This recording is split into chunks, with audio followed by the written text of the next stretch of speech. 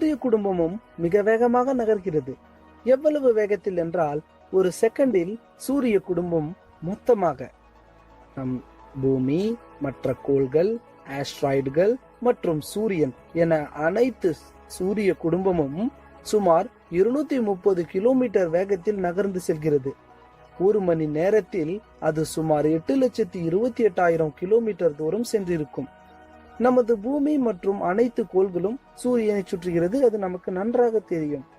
இந்த சூரிய குடும்பம் எதை சுற்றுகிறது என்றால், மில்கி வே கேலக்சியை தான் சுற்றுகிறது.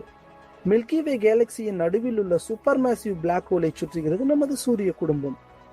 ஒரு முறை மில்கி வே கேலக்சியை சுற்ற சூரிய குடும்பம் சுமார் 23 கோடி வருடங்கள் ஆகின்றது. அதாவது இந்த படத்தை நன்றாக பாருங்கள்.